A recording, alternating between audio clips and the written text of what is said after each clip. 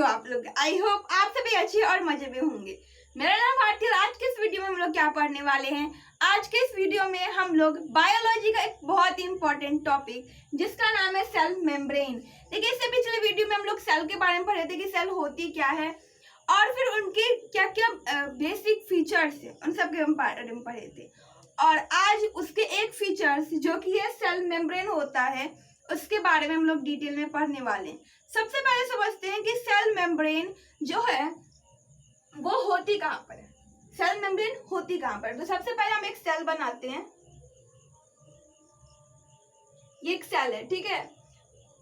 ये इसके अंदर का न्यूक्लियस है और इसमें अलग अलग ऑर्गेनेल्स वगैरह है। तो देखो, सबसे आउटर मोस्ट लेयर जो होता है, अब एक बात बताओ, इस सेल का सबसे आउटर मोस्ट लेयर क्या है? ये जो ब्लैक कलर का मैं बनाई हूँ, एक क्या है ये? एक स्क्वायर टाइप, सॉरी एक सर्कल टाइप का जो बनाई हूँ, ये क्या है? ये एक सेल मेम्ब्रेन है। तो सेल मेम्ब्रेन क्या होता है? Outermost covering of the cell, सबसे आउटर मोस्ट कवरिंग, इससे बाहर कुछ नहीं होता। सबसे बाहर में ये क्या होता है? सेल मेम्ब्रेन ही होता है। But this is only in animal cell, मतलब कि एनिमल सेल में ही सबसे बाहर जो चीज रहता है उसे हम लोग कहते हैं सेल मेम्ब्रेन। मतलब कि प्लांट सेल में अलग होता है। हाँ, प्लांट सेल में अलग होता है। प्लांट सेल में सेल मेम्ब्रेन से भी बाहर कुछ होता है जिसे हम लोग आगे पढ़ेंगे, ठीक है। तो अगर बात करें तो सेल में सबसे बाहर जो आउटर मोस्ट लेयर होता है वो किस चीज का होता है? वो होता है सेल मेम्ब्रेन का। इसके बाद मेड अप ऑफ, मतलब कि अब ये किससे बनी हुई रहती है? अब सेल है, सॉरी ये मेम्ब्रेन है, तो ये किसी चीज से बनी ही तो होगी ना। ऐसा तो थोड़ी ना है कि वो कुछ से बनी ही नहीं हो। तो ये जिस चीज से बनी रहती है वो होता है ऑर्गेनिक। क्या होता है? वो होते हैं ऑर्गेनिक मॉलिक्यूल, जैसे कि प्रोटीन, कार्बोहाइड्रेट एंड लिपिड बाइलेयर्स। अब ये लिपिड बाइलेयर्स का मतलब क्या होता है?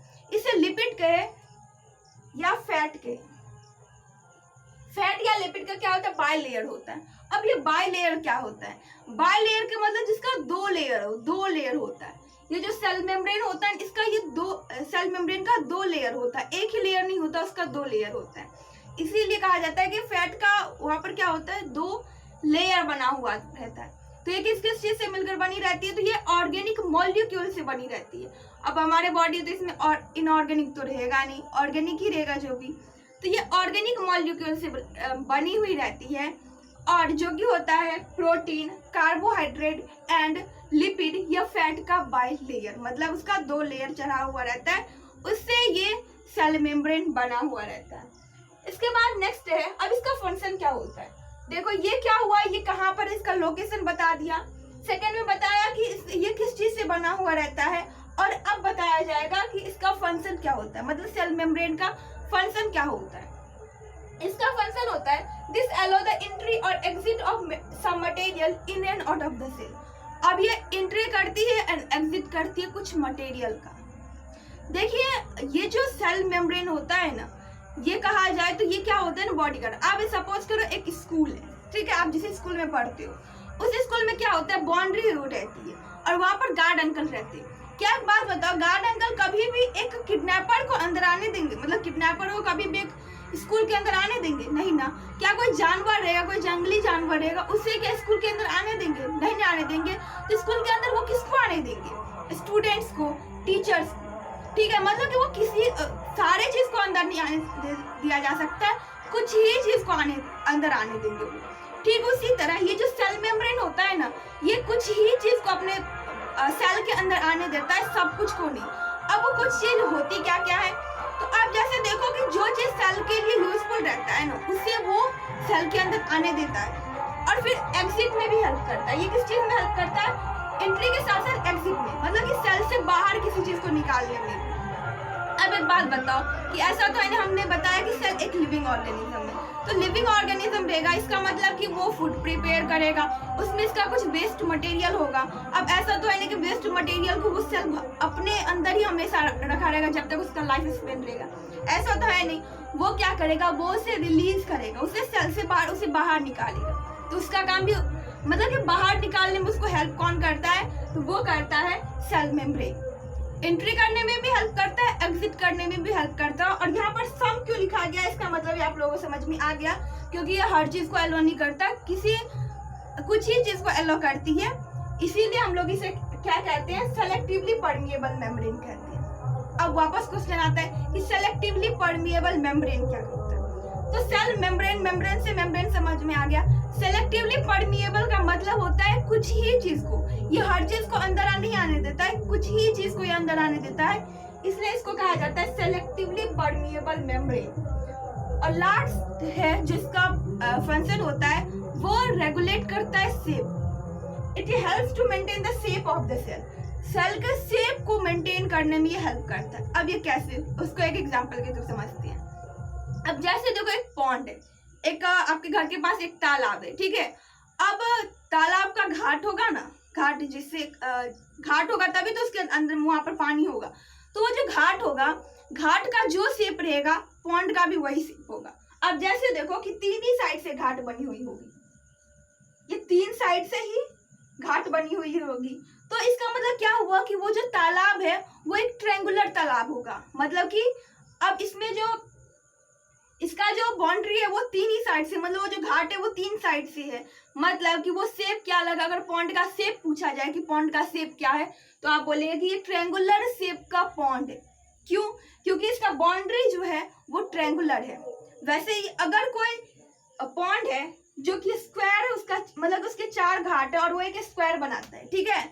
तो इसका मतलब कि पॉन्ड का कहा जाए कि पॉन्ड कौन से शेप का है, तो बोलेंगे स्क्वायर शेप का है। क्यों? क्योंकि उसका जो बाउंड्री है ना वो बताता है कि उस तालाब का जो शेप है वो कैसा होगा, ठीक है। ठीक उसी तरह ये जो हमारा सेल मेम्ब्रेन होता है ये बताता है कि उस सेल का शेप कैसा होगा। सेल मेम्ब्रेन जिस तरीके से मुड़ा हुआ रहेगा सेल का शेप वैसा हो जाएगा। जैसा कि हमने तालाब में देखा था, पानी वैसा ही शेप ले लेगा जैसा कि घाट बना हुआ रहेगा। ठीक उसी तरह सेल वैसा ही शेप ले लेगा जैसा कि उसका सेल मेम्ब्रेन रहेगा। एक और इम्पॉर्टेंट बात कि सेल मेम्ब्रेन को हम लोग एक और नाम से जानते हैं जिसे हम लोग कहते हैं plasma membrane. Plasma membrane,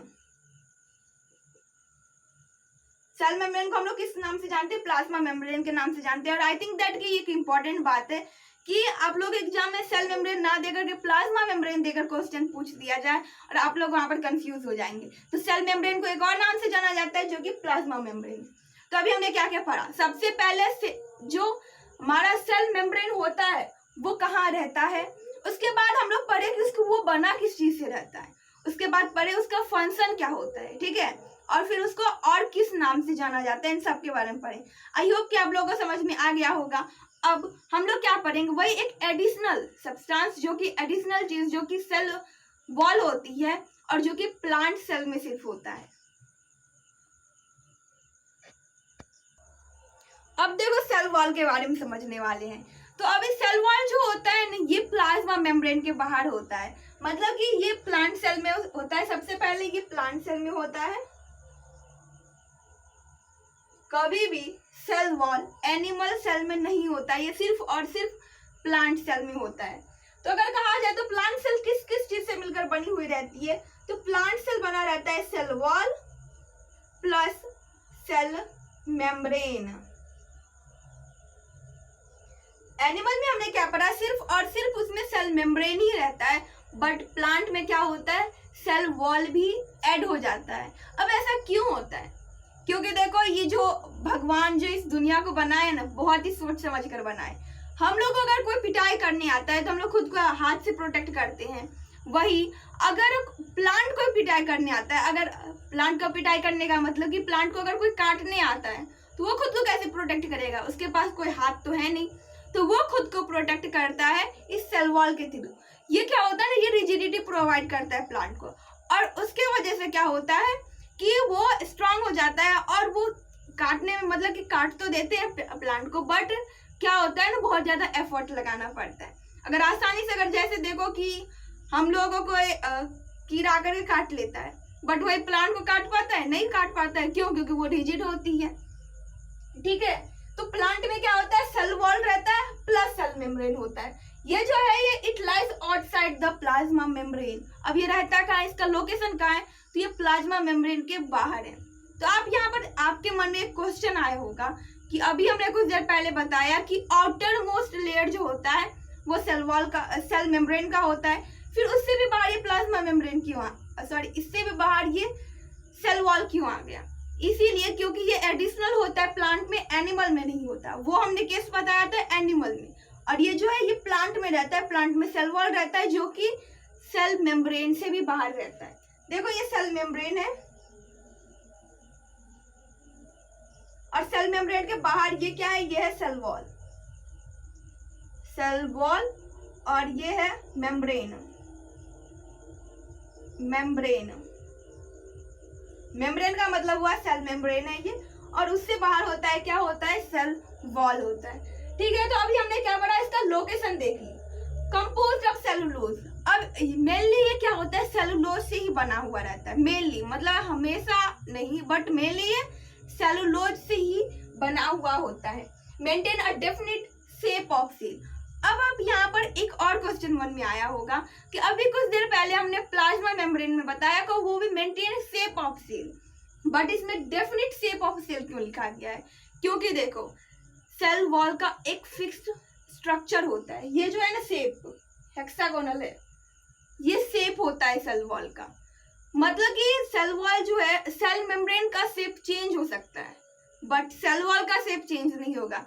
that means ये कि प्लांट का जो सेल होता है ना वो एक जैसा ही होता है लगभग, मतलब सब लगभग एक जैसा ही रहता है, जो कि हनी कॉम्ब लाइक स्ट्रक्चर बनाता है। बट एनिमल में डिफरेंट वैरायटीज, डिफरेंट शेप के सेल होते हैं। ठीक है, तो इससे क्या पता चला? डेफिनेट, डेफिनेट मतलब कि एक ऐसा जिसको हम लोग डिफाइन कर सकते हैं, डिफाइंड शेप होता है उसमें, हमने बताया ना हेक्सागोनल। बट यहाँ पर अगर हम लोग एनिमल सेल की बात करें तो उसके शेप को हम लोग डिफाइन नहीं कर सकते, क्योंकि वो कोई एक शेप का होता ही नहीं है। आप आंख बंद करो, पेन लो और किसी भी तरीके का शेप बना दो, उस तरीके का सेल होता है। अब कहीं भी वो बट होता है। ठीक है, कोई भी आप शेप बना देंगे उस शेप का सेल होता है। ठीक है, protect the cell from injury. अब ये सेल को प्रोटेक्ट करता है किसी इंजरी से। अभी जस्ट मैं आपको बताई कि इंसान को प्रोटेक्ट करने के लिए उसका हाथ है, बट प्लांट को कौन प्रोटेक्ट करेगा? तो उसे प्रोटेक्ट करने के लिए होता है सेल वॉल। ठीक है, क्योंकि उसके पास हाथ पैर तो है नहीं, तो उसको रिजिड बना देता है।